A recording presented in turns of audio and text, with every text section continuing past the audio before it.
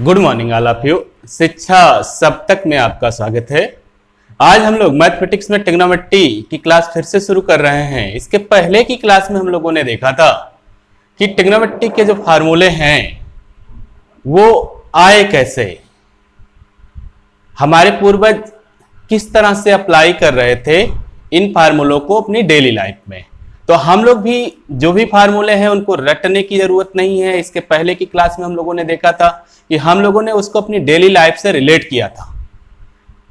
बच्चों के साथ दिक्कत यही होती है कि वो अपने बेसिक्स पर कम ध्यान देते हैं और एडवांस पर वो लर्निंग करना चाहते हैं, जबकि एडवांस में वो उतना ही अप्लाई कर सकते हैं जितना वो सीख पाते हैं। बाकी सब किसी भी क्वेश्चन के कॉन्सेप्ट को ब्रॉड तरीके से अप्लाई करने के लिए आपको बेसिक्स की बहुत जरूरत होती है, जिसे बच्चे इग्नोर करते हैं। तो आप बेसिक्स पर ध्यान दीजिएगा। फार्मूले रटने नहीं है, इनको सीखना है और ये डेली लाइफ से जोड़ के हम लोग सीखेंगे तो जिससे पैनिक नहीं होगा, मैथमेटिक्स आपको इजी लगेगी। आज हम लोग देखते हैं ट्रिग्नोमेट्री में कि ट्रिग्नोमेट्रिक आइडेंटिटीज क्या होती हैं। तो हम लोगों ने देखा था कि जो राइट एंगल ट्रायंगल है, यही राइट एंगल ट्रायंगल हमारे ट्रिग्नोमेट्रिक के सारे फार्मूले देता है, हमारे सारे त्रिकोणमितीय फलन देता है, सारे ट्रिग्नोमेट्रिक फंक्शन देता है और सारा काम यहीं से चालू होता है। तो एक राइट एंगल ट्रायंगल अगर हम लें,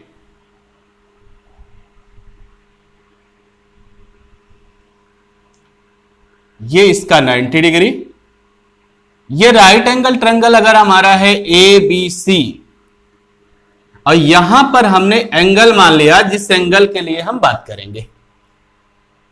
अब 90 के सामने जो साइड होगी यही हाइपोटेनस होगी, कर्ण होगी। ये जो हमारा एंगल है इसके सामने जो होगी ये लेंथ होगी, हाइट, और इससे सटी हुई जो साइड होगी यही बेस होगी बी। राइट एंगल ट्रायंगल में हम पाइथागोरस प्रमेय अप्लाई करते हैं। तो पाइथागोरस प्रमेय जो कहेगी उसका स्टेटमेंट ये होगा कि L square plus B square equal to H square. ये पाइथागोरस प्रमेय का स्टेटमेंट हो जाएगा।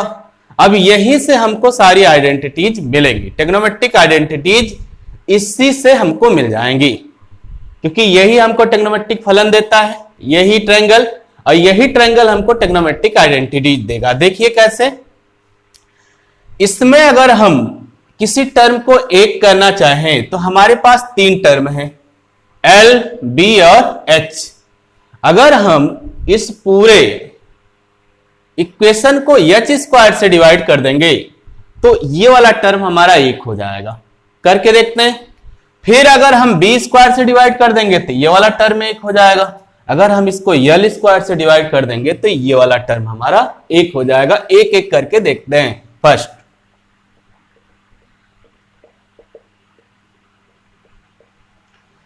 फर्स्ट में हम लोग क्या करेंगे कि जो हमारा ये समीकरण है इसको हम एच स्क्वायर से डिवाइड कर देते हैं दोनों तरफ। तो एच स्क्वायर से जब डिवाइड करेंगे तो L square plus B square upon H square. Left side को हमने डिवाइड कर दिया, राइट साइड को जब हम डिवाइड करेंगे तो ये हो जाएगा H square upon H square. अब यहां देखें आप, ये हो गया आपका L square upon H square plus B square upon H square equal to 1। इधर ले चलते हैं इसको। इधर जब लेके इसको आ रहे हैं तो ये हो जाएगा यल अपॉन एच पूरे का होल स्क्वायर। दूसरे को हम लोग लिख सकते हैं बी अपॉन एच पूरे का होल स्क्वायर इक्वल टू 1।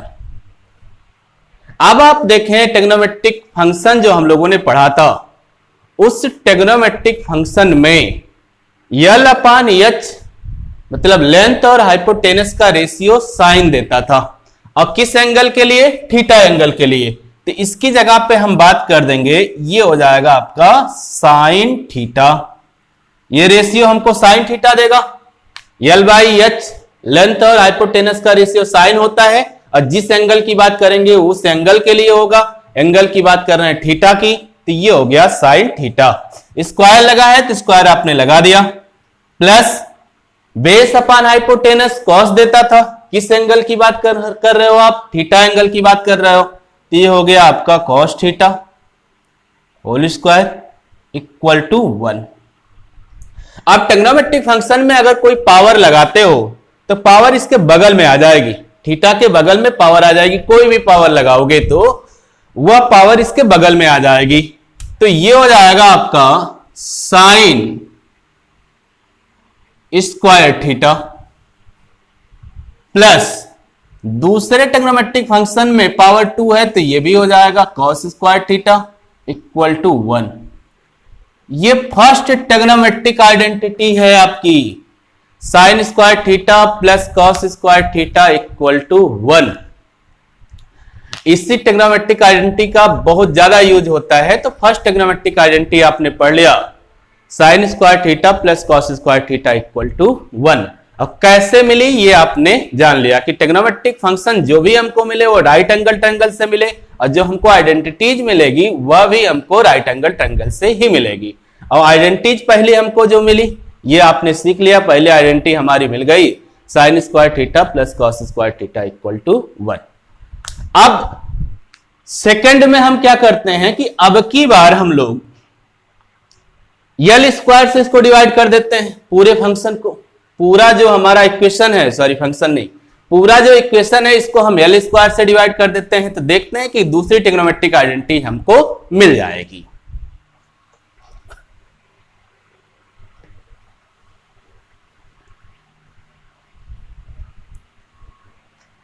अब जो हमारा ये इक्वेशन है इसके बोथ साइड को, दोनों तरफ को हम यल स्क्वायर से डिवाइड कर रहे हैं, तो ये हो गया L square plus B square upon L square, जब हमने लेफ्ट साइड को डिवाइड किया यल स्क्वायर से, और राइट साइड को जब हमने डिवाइड किया तो H square upon L square. इसको हम लोग लिख सकते हैं L square upon L square plus B square upon L square equal to H square upon L square. यहां देखें एल स्क्वायर 1 हो गया, प्लस इसको हम लोग लिख देंगे बी अपान एल का whole square equal to H upon L का होल स्क्वायर। अब हम लोग देखते हैं कि ये जो हमको रेशियो मिला बेस और लेंथ का, वह रेशियो किस ट्रिग्नोमेट्रिक फंक्शन को शो करता है। तो बेस और लेंथ का जो रेशियो है वह कॉट वाले ट्रिग्नोमेट्रिक फंक्शन को शो करता है, तो यह ट्रिग्नोमेट्रिक फंक्शन कॉट हो जाएगा। और किस एंगल के लिए बात हुई थी? थीटा एंगल के लिए, तो इसकी जगह पे हम कॉट थीटा लिख सकते हैं। अगला देखते हैं हाइपोटेनस अपॉन लेंथ कॉसेक को शो करता है, और एंगल थीटा के लिए बात हुई तो ये हो गया कॉसेक थीटा। तो यहां आपको मिला 1 प्लस कॉट थीटा का whole square equal to cosec theta का होल स्क्वायर। अब इसको आप लिख सकते हो 1 plus cot square theta equal to cosec square theta. ये सेकंड ट्रिग्नोमेट्रिक आइडेंटिटी है आपकी, ये सेकंड ट्रिग्नोमेट्रिक आइडेंटिटी आपकी हो गई। दूसरी ट्रिग्नोमेट्रिक आइडेंटिटी त्रिकोणमिति सर्वसमता आपको मिल गई 1 plus cot square theta equal to cosec square theta. कहां से मिली आपको? आपने राइट एंगल ट्रायंगल से ही इस आइडेंटिटी को भी पा लिया।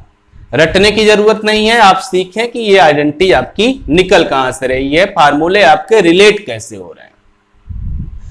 लास्ट स्टेप में हम करेंगे, थर्ड स्टेप में हमने एच स्क्वायर एल स्क्वायर से तो डिवाइड कर लिया है, अब हम लोग बी स्क्वायर से बेस के स्क्वायर से इसको डिवाइड करते हैं तो एक और ट्रिग्नोमेट्रिक आइडेंटिटी हमको मिलेगी।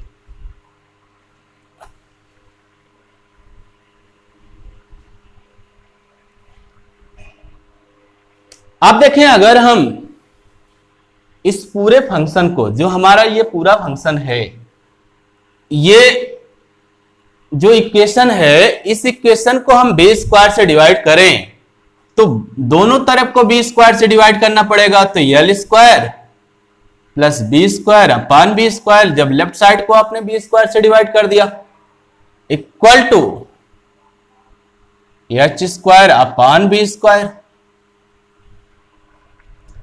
अब इसको आप लिख सकते हो L square upon B square plus B square upon B square equal to H square upon B square.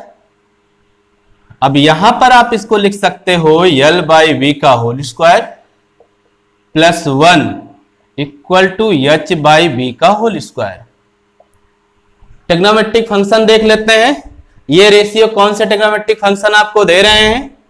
L by we, length और बेस का जो रेशियो है ये आपको tan देता था। एंगल आपने ट्रायंगल में लिया था थीटा, तो ये tan थीटा का whole square plus 1 equal to hypotenuse upon base आपको देता है सेक, एंगल आपने लिया था ट्रायंगल में थीटा, तो सेक थीटा का होल स्क्वायर। अब इसको हम लोग ऐसे लिख सकते हैं, 1 को पहले ले लें तो 1 plus tan square theta equal to sec square theta. ये आपकी थर्ड ट्रिग्नोमेट्रिक आइडेंटिटी हो गई, 1 plus tan square theta equal to sec square theta. तो इस तरह से हम लोगों ने 3 ट्रिग्नोमेट्रिक आइडेंटिटीज पढ़ ली। पहली ट्रिग्नोमेट्रिक आइडेंटिटी जो आपको मिली वो मिली sine square theta plus cos square theta equal to 1। दूसरी मिली 1 plus cot square theta equal to cosec square theta. और तीसरी ट्रिग्नोमेट्रिक आइडेंटिटी आपको मिली कि 1 plus tan square theta equal to sec square theta. तो त्रिकोणमिति सर्व समीका जो 3 है, ये तीनों सर्व समीकाएं आपने पढ़ ली। और कहां से आया ये आपने सीख लिया, रटने की जरूरत नहीं है। अब आपको ये सीखना है कि ये आती कहां से है। जो चीज आप जानते हैं उन्हीं से ही आप फार्मूलों को रिलेट करो, उन्हीं से चीजों को रिलेट करो तो वो आपको भूलेंगी नहीं। तो ये ट्रिग्नोमेट्रिक आइडेंटिटी हम लोगों ने सीखा। अब इसका एप्लीकेशन क्वेश्चन के जरिए हम लोग सीख सकते हैं। लेकिन इसके पहले एक और चीज जो ट्रिग्नोमेट्रिक में बची हुई ट्रिग्नोमेट्री में, वो है कि हम लोगों ने इसके पहले की क्लास में एंगल तो निकाला था, लेकिन वो एक्यूट एंगल निकाला था। मतलब 0 से 90 न्यून कोण के लिए ही हम ट्रिग्नोमेट्रिक फंक्शन की बात किए थे। आज हम लोग देखेंगे कि अगर एंगल 90 से ज्यादा है तब हम ट्रिग्नोमेट्रिक फंक्शन की वैल्यू कैसे निकालेंगे।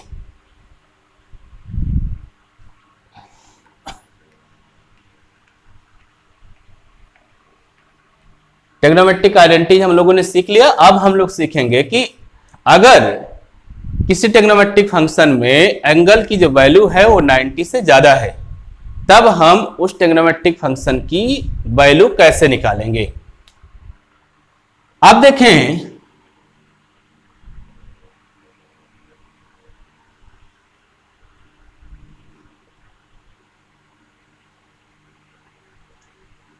ये आपका x Y H Y Y dash, ये आपका X H X X dash. मैंने कहा था ये सीखना पूरी मैथमेटिक्स इसी पे बेस होती है।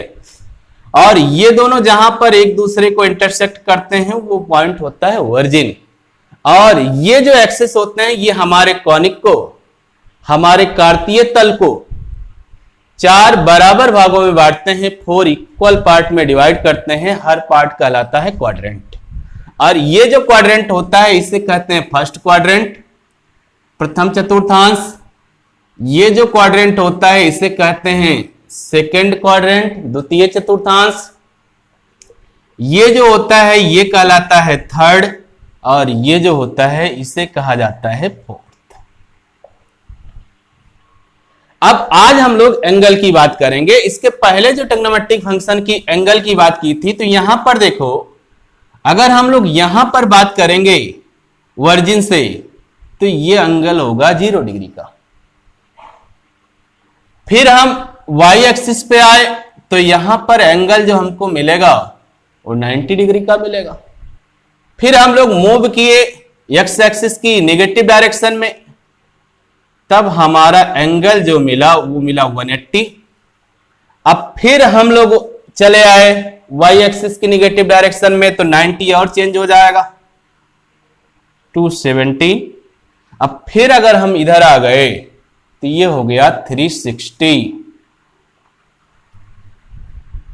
तो यहां पर हम लोगों ने देखा कि जो 90 डिग्री और 270 डिग्री है, यहां पर एंगल क्वाड्रेंट को चेंज करता है। 90 डिग्री से अगर एंगल कम है तो फर्स्ट क्वाड्रेंट में चला आता है, अगर 90 डिग्री से ज्यादा है एंगल तो सेकंड क्वाड्रेंट में चला आता है। अब इसी तरह से 270 पर भी एंगल क्वाड्रेंट को चेंज करता है। अगर 270 है तो ये एक्सिस पे हो गया, लेकिन अगर 270 से कम है एंगल तो वो थर्ड क्वाड्रेंट में हो गया, अगर 270 से ज्यादा है तो वो फोर्थ क्वाड्रेंट में हो गया। इसी तरह एक्स एक्सिस पे जो चेंज होता है एंगल वो 180 और 360 से, अगर 360 से ज्यादा हो गया तो हम फिर फर्स्ट पे चले आए, अगर 360 से कम है तो हम लोग फोर्थ में आ गए। अब 180 से कम है तो सेकंड में आ गए, 180 से ज्यादा है तो थर्ड में आ गए। तो इस तरह से ये एंगल होता है। तो यहां पर देखते हैं जो फर्स्ट क्वाड्रेंट, जहां की वैल्यू हम लोगों ने एंगल की निकाली थी ट्रिग्नोमेट्रिक फंक्शन में, यहां पर अगर कोई एंगल होगा तो वह एंगल 0 से ज्यादा होगा और 90 से कम होगा। मतलब कोई भी एंगल अगर 0 और 90 के बीच का है तो वो फर्स्ट क्वाड्रेंट में लाई करेगा। अगर आपसे कहा जाए कि 78 डिग्री किस क्वाड्रेंट में है तो आप तुरंत देखिएगा ये 0 और 90 के बीच का है तो ये फर्स्ट क्वाड्रेंट में होगा। सेकंड क्वाड्रेंट की बात करते हैं, एंगल 90 से बढ़ जाएगा, 180 से कम हो जाएगा। तो अगर कोई भी एंगल ऐसा है जिसकी वैल्यू 90 डिग्री से ज्यादा है और 180 डिग्री से कम है तो वह एंगल लाई करेगा सेकंड क्वाड्रेंट में। थर्ड क्वाड्रेंट की भी बात इसी तरह से कर लेते हैं। अगर कोई भी एंगल है और वो 180 डिग्री से ज्यादा है और 270 डिग्री से कम है तो वह एंगल लाई करेगा थर्ड क्वाड्रेंट में।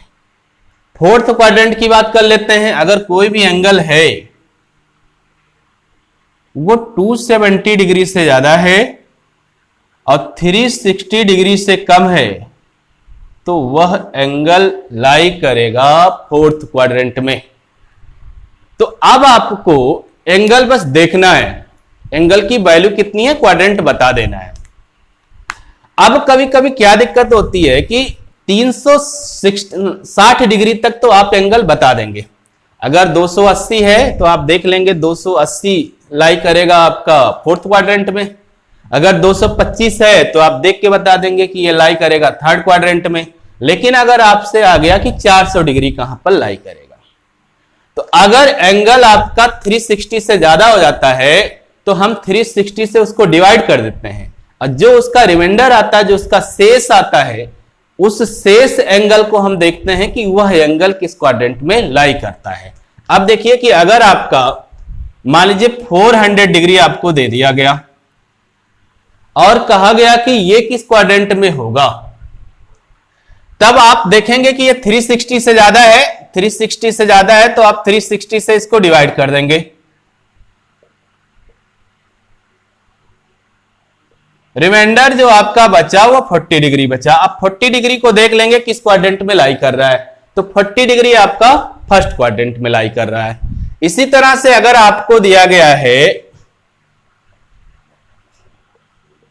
1500 डिग्री और आपसे कहा जाए कि ये किस क्वाड्रेंट में लाई करेगा, तो फिर थोड़ा सा भी पैनिक लेने की जरूरत नहीं है। 360 से जैसे ही वैल्यू ज्यादा हो रही है तो आप 360 से एंगल को डिवाइड कर देंगे। अब देखिए 4 बार 1440, ये हो गया 60 डिग्री। आप कह देंगे कि ये फर्स्ट क्वाड्रेंट में है। तो इस तरह से आपने देखा कि अगर 360 तक कोई एंगल है तो उसका क्वाड्रेंट आप बता देंगे कि किस क्वाड्रेंट में है। लेकिन अगर कोई एंगल 360 से ज्यादा है तो आप 360 से उसको डिवाइड करेंगे और 360 से डिवाइड करने के बाद ये देखेंगे कि आपका रिमाइंडर कितना है, और जो आपका शेष आया है वो उस एंगल की वैल्यू देखेंगे कि उस एंगल की वैल्यू हमारी किस क्वाड्रेंट में लाई कर रही है। अब ये तो हम लोगों ने सीख लिया कि कोई भी एंगल हो, कितना भी बड़ा हो, वह किस क्वाड्रेंट में लाई करेगा, यह बातें हम लोगों ने सीख ली। अब हम लोग देखते हैं कि इनकी वैल्यू कैसे निकलती है। अगर 90 से बड़ा कोई एंगल दे दिया गया ट्रिग्नोमेट्रिक फंक्शन के साथ, ट्रिग्नोमेट्रिक फंक्शन के साथ जो एंगल है उसकी वैल्यू 90 से ज्यादा हो गई, तो उसका हम मान कैसे निकालेंगे, उसकी वैल्यू कैसे निकालेंगे।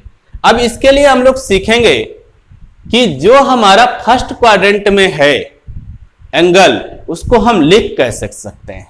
जो हमारा सेकंड क्वाड्रेंट में कोई एंगल है उसको हम लिख कैसे सकते हैं, कैसे लिखा जाता है वो। और जो हमारा थर्ड क्वाड्रेंट में एंगल होगा उसे कैसे लिखते हैं, जो हमारा फोर्थ क्वाड्रेंट में एंगल है उसे कैसे लिखते हैं। अब इसको लिखना अगर आपने सीख लिया तो फिर आपका आधा काम हो गया। आगे देखते हैं कि अगर कोई फर्स्ट क्वाड्रेंट में है तो वो हम लिख कैसे सकते हैं। 90 के साथ यहां पे फर्स्ट क्वाड्रेंट में जो डिवाइडिंग एंगल है वो y एक्सिस पे 90 है और x एक्सिस पे 360 है। तो अगर हम 90 से कम चलेंगे, 90 से थोड़ा सा भी हमारा एंगल अगर कम है तो वह एंगल आएगा फर्स्ट क्वाड्रेंट में। तो मतलब अगर कोई भी एंगल ऐसा हो जो 90 से कम हो तो वो हमारा आ जाएगा फर्स्ट क्वाड्रेंट में। मतलब अगर 90 में से घटा के कोई एंगल कहीं किसी ट्रिग्नोमेट्रिक फंक्शन के साथ लिखा गया है तो वह 90 से जैसे ही कम होगा तो फर्स्ट क्वाड्रेंट में लाई कर जाएगा। तो 90 माइनस थीटा इस तरह का जब भी आपको लिखा हो कहीं पर कोई भी एंगल, तो वह एंगल हमेशा फर्स्ट क्वाड्रेंट में ही लाई करेगा। 360 पर आके हम x एक्सिस पे रुक जाते हैं। फिर अगर इससे थोड़ा सा भी ज्यादा हो गए, मतलब अगर 360 में हम थोड़ा सा भी एंगल जोड़ देंगे तो वो फर्स्ट क्वाड्रेंट में आएगा। और इसको लिखा जा सकता है 360 प्लस थीटा। तो इस तरह से भी अगर कोई एंगल लिखा गया हो, 360 प्लस करके लिखा गया हो, तब भी वो फर्स्ट क्वाड्रेंट में आता है। सेकंड क्वाड्रेंट की बात हम करते हैं। कोई एंगल अगर आप 90 में जोड़ देंगे तो वो फिर सेकंड क्वाड्रेंट में आ जाएगा। अगर कोई एंगल आप 180 से घटा देंगे तो भी वह सेकंड क्वाड्रेंट में आ जाएगा। तो जो सेकंड क्वाड्रेंट में होंगे एंगल, उन्हें आप लिख सकते हो 90 प्लस थीटा, और इसको लिखा जा सकता है 180 degree minus theta. Third quadrant अब आप सीख रहे होंगे, 180 में जोड़ेंगे और 270 में घटा भी सकते हैं। तो अगर थर्ड क्वाड्रेंट में कोई एंगल है तो उसे आप ऐसे लिख सकते हो 180 प्लस थीटा, और इसको लिख सकते हो 270 माइनस थीटा। एक्सिस पे जो एंगल जो चेंज करते हैं उन्हीं के रिस्पेक्ट में आप इसको लिखेंगे। फोर्थ क्वाड्रेंट में 270 प्लस थीटा और 360 माइनस थीटा। अगर कोई एंगल फोर्थ क्वाड्रेंट में है तो उसको आप लिखेंगे 270 प्लस थीटा और 360 माइनस थीटा। अब हम लोगों ने दो चीजें पढ़ ली। एक तो ये पढ़ लिया कि एंगल चाहे जितना बड़ा हो हम उसको बता देंगे कि वह किस क्वाड्रेंट में लाई कर रहा है। दूसरी चीजें ये सीख ली कि अगर किसी क्वाड्रेंट में कोई एंगल है तो उस एंगल को हम लिखेंगे कैसे। अगर सेकंड क्वाड्रेंट में कोई एंगल है तो उसे 90 प्लस थीटा लिखेंगे या 180 माइनस थीटा लिखेंगे। अगर थर्ड क्वाड्रेंट में कोई एंगल है तो उसे हम लिख सकते हैं 180 प्लस थीटा और 270 माइनस थीटा। अगर हमारा कोई एंगल फोर्थ क्वाड्रेंट में है तो उसे हम लिख सकते हैं 270 प्लस थीटा और 360 माइनस थीटा। तो ये दो चीजें हम लोगों ने जब सीख ली तो अब देखते हैं कि जो हमारे ये एक्सिस हैं, ये एक्सिस सभी ट्रिग्नोमेट्रिक फंक्शन के लिए एक जैसा बिहेव नहीं करते। यहां हम लोगों को सीखना है कि ये जो एक्सिस हैं ये ट्रिग्नोमेट्रिक फंक्शन के लिए बिहेव कैसे करते हैं। तो तीसरी जो चीज हमको सीखनी है वो सीखनी है कि एक्सिस जो है, एक्सिस का मतलब एक्सिस के एंगल, एक्सिस जैसा बिहेव करेगा उसका एंगल भी उसी तरह से बिहेव करेगा। तो इसमें जो चीज आपको सीखनी है वो ये सीखनी है कि एक्स एक्सिस जो होगा, एक्स एक्सिस जो होगा ये ट्रिग्नोमेट्रिक फंक्शन को चेंज नहीं करेगा। यहां ट्रिग्नोमेट्रिक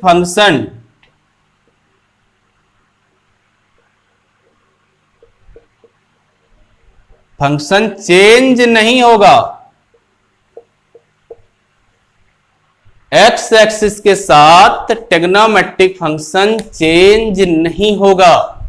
मतलब समझिए इसका, एक्स एक्सिस के साथ ट्रिग्नोमेट्रिक फंक्शन चेंज नहीं हो रहा है, इसका मतलब है कि एक्स एक्सिस के साथ जो एंगल है उस एंगल के साथ अगर ट्रिग्नोमेट्रिक फंक्शन कोई है तो वह ट्रिग्नोमेट्रिक फंक्शन वैसे ही रहेगा।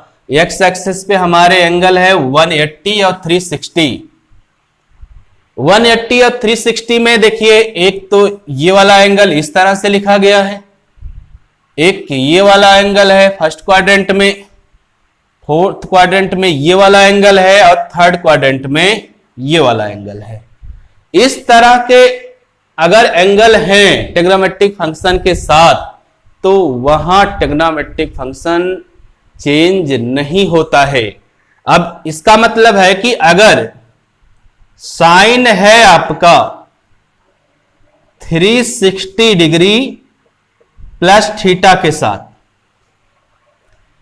तो यहां पर आपका ट्रिग्नोमेट्रिक फंक्शन चेंज नहीं होगा, ये साइन का साइन ही रहेगा और जो वैल्यू होगी वह अंत वाले एंगल के साथ मिलती है। यह थीटा इसके साथ आ जाएगा, इसकी वैल्यू हो जाएगी साइन थीटा। ठीक, अब अगर यही ऐसे हो जाता साइन 360 माइनस थीटा, तो यहां भी 360 है, मतलब साइन का साइन ही रहेगा, साइन का कॉस नहीं हो जाएगा। तो सीधा सीधा ये आप कॉन्सेप्ट याद रखिए कि एक्स एक्सिस ट्रिग्नोमेट्रिक फंक्शन को चेंज नहीं करते हैं।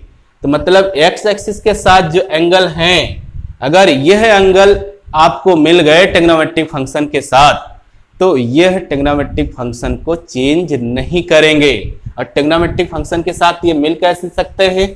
फर्स्ट क्वाड्रेंट में मिल सकते हैं 360 प्लस थीटा, सेकेंड क्वाड्रेंट में कैसे मिल सकते हैं 180 माइनस थीटा, थर्ड क्वाड्रेंट में कैसे मिल सकते हैं 180 प्लस थीटा, और फोर्थ क्वाड्रेंट में कैसे मिल सकते हैं 360 माइनस थीटा। वाई एक्सिस की बात करते हैं। वाई एक्सिस क्या करेगा? ट्रिग्नोमेट्रिक फंक्शन को चेंज करेगा। ट्रिगोनोमेट्रिक फंक्शन को चेंज करेगा। और चेंज कैसे करेगा इस बात को ध्यान से देखें। चेंज ये करेगा कि जो साइन होगा ये चेंज होगा कॉस में, और कॉस जो होगा वो चेंज होगा साइन में। टैन चेंज होगा कॉट में, अगर कॉट है तो कॉट चेंज होगा टैन में। सेक चेंज होगा कोसेक में, और अगर कोसेक है तो ये चेंज होगा सेक में। तो इस बात को ध्यान रखिएगा। वाई एक्सिस पर जो एंगल मिलेंगे 90 डिग्री और 270 डिग्री, y एक्सिस पे हमको एंगल मिले 90 डिग्री और 270 डिग्री। तो 90 डिग्री और 270 डिग्री अगर ट्रिग्नोमेट्रिक फंक्शन के साथ इन्वॉल्व हो गए तो यह ट्रिग्नोमेट्रिक फंक्शन को चेंज कर देंगे। और चेंज कैसे करेंगे? साइन कॉस में चेंज होगा, या कॉस है तो वो साइन में चेंज होगा, टेन चेंज होगा कॉट में, या कॉट है तो वो चेंज होगा टेन में, सेक जो होगा वो कोसेक में चेंज होगा, या कोसेक है तो वो चेंज होगा सेक। अब आप देखें कि ये y एक्सिस पर जो एंगल हैं वो मिलेंगे कहां, कैसे? फर्स्ट क्वाड्रेंट में आपको 90 के साथ जो एंगल मिल रहा है 90 माइनस थीटा, सेकेंड क्वाड्रेंट में 90 प्लस थीटा, थर्ड क्वाड्रेंट में 270 माइनस थीटा, और फोर्थ क्वाड्रेंट में 270 प्लस थीटा। तो तीन चीजें अब तक हम लोगों ने सीख ली इसमें। पहली चीज तो यह सीखी कि कोई भी एंगल कितना भी बड़ा हो तो वह एंगल किस क्वाड्रेंट में लाई करेगा, यह हम लोगों ने जान लिया। दूसरा यह सीखा कि अगर कोई एंगल किसी क्वाड्रेंट में है तो उसे हम ट्रिग्नोमेट्रिक फंक्शन के साथ लिखेंगे कैसे। अगर सेकंड क्वाड्रेंट में है तो ट्रिग्नोमेट्रिक फंक्शन के साथ उसको लिखेंगे या तो 90 प्लस थीटा या 180 माइनस थीटा। अगर वो फोर्थ क्वाड्रेंट में है तो फिर ट्रिग्नोमेट्रिक फंक्शन के साथ लिखा जाएगा 270 प्लस थीटा के रूप का या 360 माइनस थीटा के रूप का। तीसरी बात हम लोगों ने सीखी कि ये जो ट्रिग्नोमेट्रिक फंक्शन हैं ये 90, 180, 270 और 360 के साथ लिखे गए हैं क्वाड्रेंट में। तो इसमें जो दो एंगल हैं 90 डिग्री और 270 डिग्री ये y एक्सिस के एंगल हैं, और जो दो एंगल और हैं 180 और 360 ये x एक्सिस के एंगल हैं। तो यहां आपने कॉन्सेप्ट ये सीखा है कि x एक्सिस के जो एंगल होंगे वो ट्रिग्नोमेट्रिक फंक्शन को चेंज नहीं करेंगे। मतलब अगर कोई भी ट्रिग्नोमेट्रिक फंक्शन 180 और 360 के साथ लिखा गया है तो वह अपने फंक्शन को चेंज नहीं करेगा। साइन है तो साइन ही रहेगा, कॉस है तो कॉस रहेगा, टेन है तो टेन रहेगा। लेकिन अगर y एक्सिस का एंगल इन्वॉल्व है 90 और 270 इन्वॉल्व है तो वह ट्रिग्नोमेट्रिक फंक्शन को चेंज करेगा।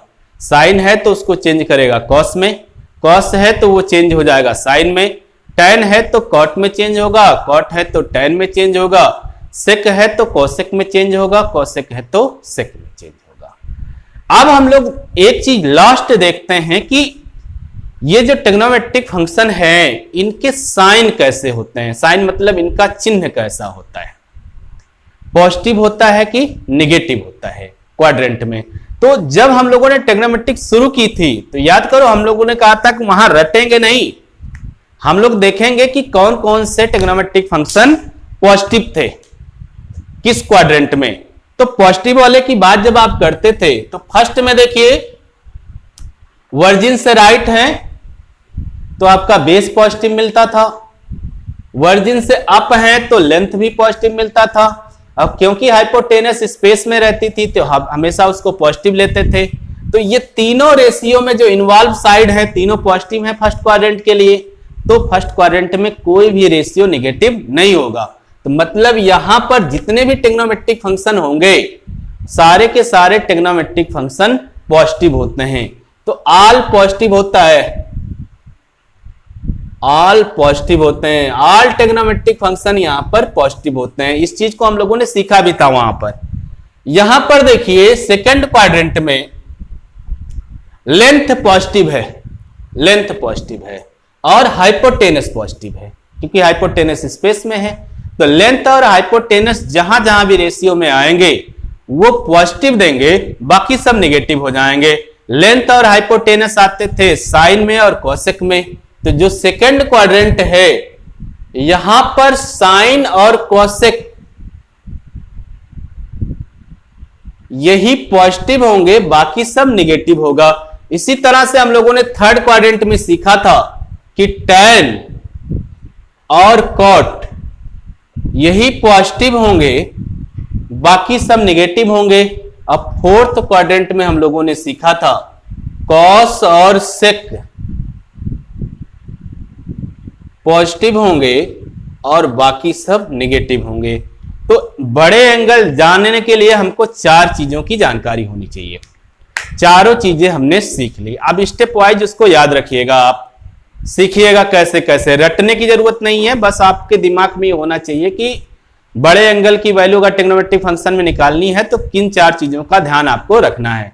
पहली तो आपको यह जानना है कि वह एंगल किस क्वाड्रेंट में रहना है। दूसरा यह जानना है कि जिस क्वाड्रेंट में है उस क्वाड्रेंट में उसको लिखा कैसे जाएगा।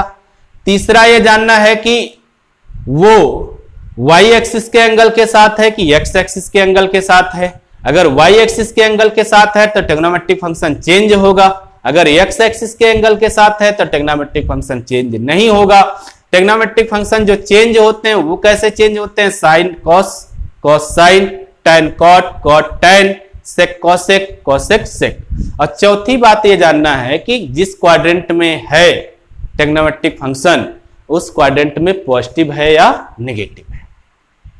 अब हम लोग ट्रिग्नोमेट्रिक आइडेंटिटीज सीख लिए और बड़े एंगल की वैल्यू हम लोगों ने सीख ली कि कैसे हमको निकालना है, इसके कॉन्सेप्ट सब सीख लिए। अब हम लोग एग्जाम्पल से इसको देखते हैं, फिर आगे बढ़ते हैं।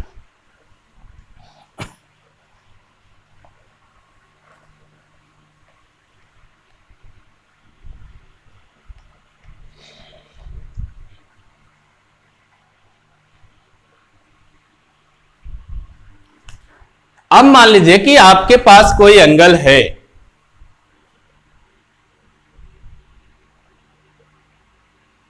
जिसके लिए ट्रिग्नोमेट्रिक फंक्शन की वैल्यू आपको निकालनी है। मान लीजिए इन्होंने कहा कि आप निकाल दीजिए tan 780 डिग्री की वैल्यू निकाल दीजिए, 780 की वैल्यू आप निकाल दीजिए tan। इसकी वैल्यू आपसे इन्होंने पूछ लिया। तो यहां देखिए आप किस किन बातों का ध्यान रखने वाले हैं। पहला तो इस एंगल को डिसाइड करेंगे ये किस ट्रिग्नोमेट्रिक फंक्शन में है। यहां पर 360 से ज्यादा है तो हम लोग सबसे पहले इसको 360 से डिवाइड करेंगे। तो 780 जो है इसको आप 360 से डिवाइड कीजिए।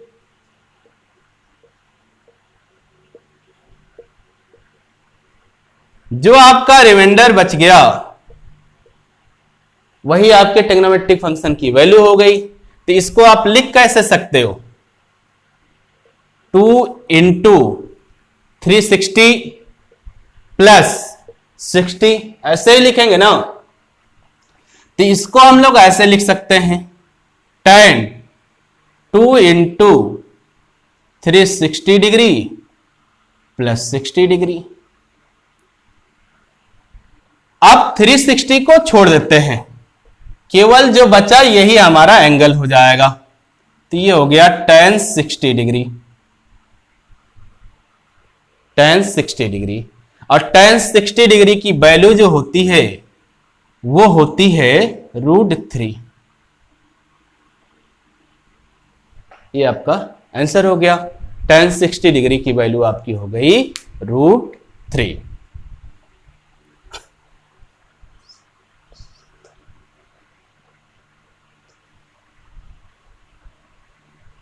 अब आपको अगर कह दिया जाए साइन 870 डिग्री की वैल्यू निकाल दीजिए।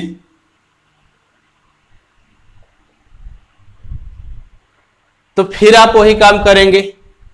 आप यहां पर देखेंगे कि आपका जो एंगल है ये 360 से ज्यादा है, तो आप सबसे पहले इसको 360 से डिवाइड करेंगे।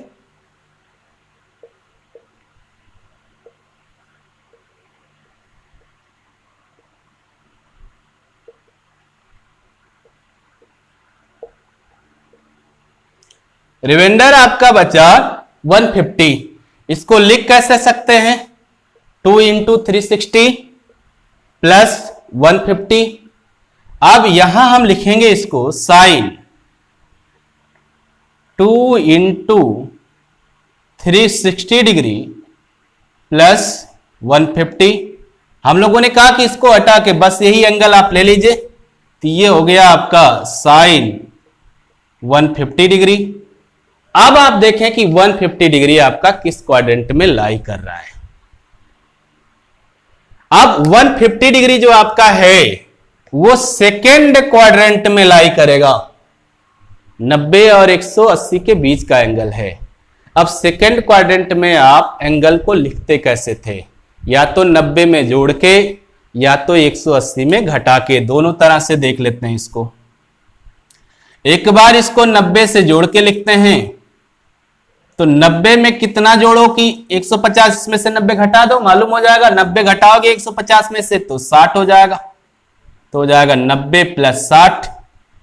अब 180 में से 150 घटाओगे तो मालूम हो जाएगा। इसको लिख सकते हैं साइन 180 माइनस 30। तो दो तरह से लिखा जा सकता है। 90 में इतना जोड़ें, 90 प्लस करना था, तो 90 में कितना जोड़ो कि 150 हो जाए। दूसरा 180 के साथ घटा के लिखना है, तो 180 से कितना घटाओ कि 150 हो जाए। तो इसको दो तरह से आपने लिख लिया। अब आप देखेंगे कि इसकी वैल्यू आप निकाल कैसे रहे हो। तो इस पे तीन चीजें ध्यान रखिएगा। पहले साइन पर बात कीजिएगा कि सेकेंड क्वाड्रेंट है तो जो ट्रिग्नोमेट्रिक फंक्शन है वो पॉजिटिव होगा कि नेगेटिव होगा। पहले साइन की बात कीजिएगा।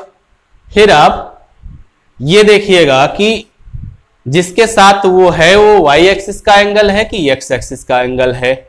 अगर वाई एक्सिस का एंगल है तो ट्रिग्नोमेट्रिक फंक्शन चेंज होगा। अगर एक्स एक्सिस का एंगल है तो ट्रिग्नोमेट्रिक फंक्शन चेंज नहीं होगा। फिर आप एंगल लिखिएगा। तो दो जरूरी चीजें आपको ध्यान रखनी है। पहला तो सबसे पहले साइन की बात कीजिएगा। जिस क्वाड्रेंट की बात कर रहे हो उस क्वाड्रेंट में वह ट्रिग्नोमेट्रिक फंक्शन पॉजिटिव है या नेगेटिव है। दूसरी, जिस एंगल के साथ आप बात कर रहे हो वह एंगल एक्स एक्सिस का है कि वाई एक्सिस का है, मतलब चेंज करने वाला एंगल है कि बिना चेंज वाला एंगल है। तो यहां पर बात करते हैं सेकंड क्वाड्रेंट में। पहले साइन की बात करते हैं। साइन का चिन्ह क्या होता है? सेकंड क्वाड्रेंट में साइन पॉजिटिव होता है, तो चिन्ह यहां पर हो जाएगा पॉजिटिव। ये एंगल की बात कर लो, किसके साथ ये चेंज हो रहा है? 90 डिग्री के साथ चेंज हो रहा है।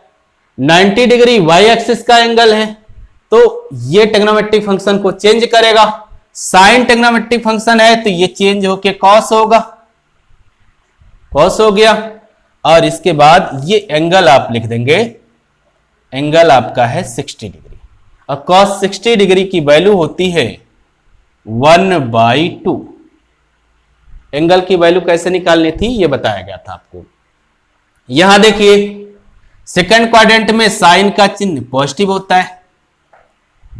180 के साथ ट्रिग्नोमेट्रिक फंक्शन चेंज नहीं होते, साइन का साइन ही रहेगा। एंगल आपका मिल गया 30 डिग्री, तो साइन 30 की डिग्री होती है 1/2। तो इस तरह से आपने देखा कि सेकंड क्वाड्रेंट में ये एंगल था, और सेकंड क्वाड्रेंट में हम एंगल को दो तरह से लिख सकते थे, और दोनों तरह से लिखकर हमने एंगल की वैल्यू निकाली, तो दोनों बार वैल्यू आपकी 1/2 आई। अब एक एग्जांपल और लेते हैं, फिर ट्रिग्नोमेट्रिक आइडेंटिटी का एक एग्जांपल लेते हैं, फिर लेक्चर को आज समाप्त करते हैं। आने वाले लेक्चर में हम लोग केवल क्वेश्चन की बात करेंगे।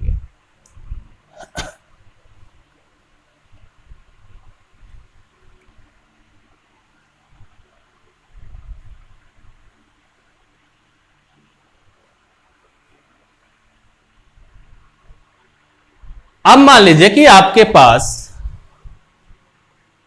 कॉस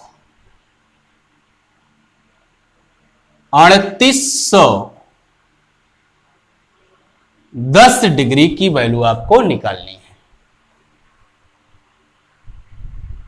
कॉस 3810 डिग्री की 3810 की वैल्यू आपको निकालनी है।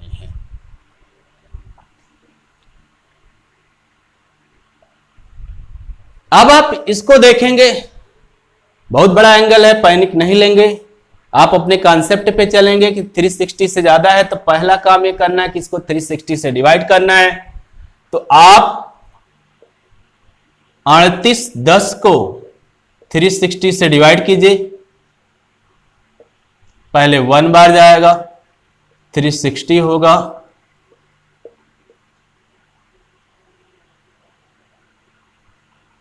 फिर 0 उतारेंगे तो इतना ही तो हो गया, 360 से कम हो गया। तो मतलब आपका रिमाइंडर कितना बचा, 210। रिमाइंडर आपका बचा 210। अब आप देखें इसको आप लिख कैसे सकते हैं, 10 इंटू 360 प्लस 210। तो इसको आप लिखेंगे cos 10 इंटू 360 प्लस 210। हमने कहा कि ये 360 को छोड़ देना है, जो एंगल है वही आपका मेन एंगल हो जाएगा। तो आपका मेन एंगल हो गया 210। अब आपको ये देखना है कि 210 आपका किस क्वाड्रेंट में है, तो आप कहेंगे कि थर्ड क्वाड्रेंट में है। अब थर्ड क्वाड्रेंट के एंगल को आप दो तरह से लिख सकते हो। थर्ड क्वाड्रेंट का जो एंगल होगा उसको दो तरह से लिख सकते हो, या तो 180 प्लस करके लिख सकते हो या 270 माइनस करके लिख सकते हो।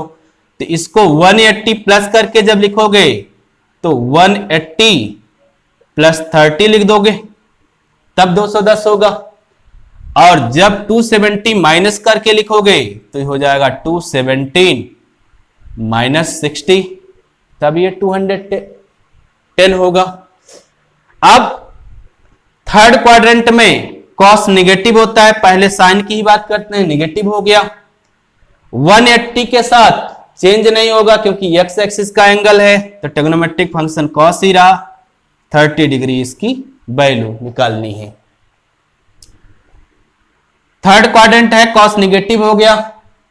270 के साथ है, वाई एक्सिस के एंगल के साथ है, ट्रिग्नोमेट्रिक फंक्शन कॉस का साइन हो जाएगा। किस एंगल की बात करनी है, 60 डिग्री के एंगल की बात करनी है। यहां cos 30 की वैल्यू होती है √3/2, तो माइनस √3/2 इसकी वैल्यू हो गई। और cos 60 की sin 60 की वैल्यू भी होती है √3/2, तो इसकी भी वैल्यू हो गई माइनस √3/2। तो इस तरह से हम लोगों ने देखा कि कोई भी एंगल हो, कितना भी बड़ा हो, उस एंगल को आप कैसे निकाल सकते हैं। तो आज के लेक्चर में हम लोगों ने ट्रिग्नोमेट्रिक आइडेंटिटीज पढ़ी। ट्रिग्नोमेट्रिक आइडेंटिटीज आपको रटनी नहीं है, जो भी हमको मिला है ट्रिग्नोमेट्री में सब राइट एंगल ट्रायंगल से मिला है, तो ट्रिग्नोमेट्रिक आइडेंटिटी भी हमको राइट एंगल ट्रायंगल से ही मिल रही है। इसके बाद हम लोगों ने देखा कि अगर बड़ी एंगल है, हम लोगों ने एक्यूट एंगल की वैल्यू ट्रिग्नोमेट्रिक फंक्शन के लिए निकाली थी, मतलब न्यून कोण की वैल्यू 0, 30, 45, 60 और 90 डिग्री की वैल्यू ही निकाली थी। आज हम लोगों ने देखा कि अगर वैल्यू उससे बड़ी हो तब हम कैसे निकालते हैं, तो उसके लिए हम लोगों ने 3-4 बेसिक्स पढ़ी ट्रिग्नोमेट्रिक की। उन बेसिक्स को याद रखिएगा और किस तरह से इस बेसिक्स का यूज करते हैं, इसका एग्जाम्पल भी आपने देख लिया। अब जो ट्रिग्नोमेट्री का अगला लेक्चर हम लोग मिलेंगे, उसमें हम लोग एप्लीकेशन देखेंगे ट्रिग्नोमेट्रिक के फार्मूले के, ट्रिग्नोमेट्रिक के आइडेंटिटीज के, ट्रिग्नोमेट्रिक के अन्य फार्मूले आपके कैसे बनेंगे, यही सबसे जनरेट होंगे। तो आपको ट्रिग्नोमेट्रिक में थोड़ा सा भी पैनिक नहीं लेना था। किस मैथमेटिक्स के किसी भी टॉपिक में आपको पैनिक नहीं लेना है, बस आपको फार्मूले रटने नहीं जानने हैं। आपको जो चीज आप जान रहे हो उसको जानो कि उसका सोर्स क्या है, उसको डेली लाइफ से, अपने नेचर से रिलेट करो, जिससे चीजें आपको आसानी से समझ में आ जाएंगी और वह चीज आप सीख भी आराम से सकते हैं। धन्यवाद, आज के लिए इतना ही, मिलते हैं अगले लेक्चर में।